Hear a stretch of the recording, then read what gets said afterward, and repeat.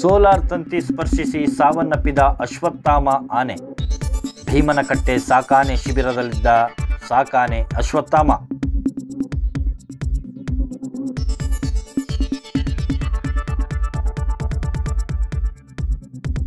ಮೈಸೂರು ದಸರಾ ಮಹೋತ್ಸವದಲ್ಲಿ ಪಾಲ್ಗೊಂಡಿದ್ದ ಅಶ್ವತ್ಥಾಮ ಆನೆಯು ಸೋಲಾರ್ ತಂತಿ ತಗುಲಿ ಸಾವನ್ನಪ್ಪಿರುವ ಘಟನೆ ನಡೆದಿದೆ.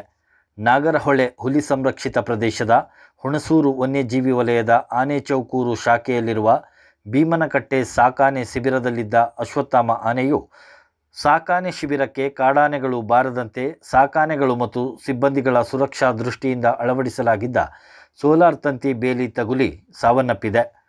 ಅಶ್ವತ್ಥಾಮ ಆನೆಯನ್ನು 2017ರಲ್ಲಿ ಸಕಲೇಶಪುರದಲ್ಲಿ ಸೆರೆ ಹಿಡಿದು ಇದನ್ನು ಮೈಸೂರು ದಸರಾ ಮಹೋತ್ಸವ ಹಾಗೂ ಕೂಂಬಿಂಗ್ ಕಾರ್ಯಾಚರಣೆಗೆ ಬಳಸಲಾಗುತ್ತಿತ್ತು.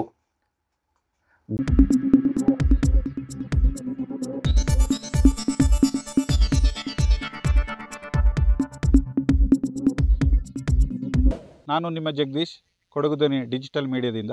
ನಮ್ಮ ಚಾನಲನ್ನು ಸಬ್ಸ್ಕ್ರೈಬ್ ಮಾಡಿ, ಲೈಕ್ ಮಾಡಿ, ಶೇರ್ ಮಾಡಿ.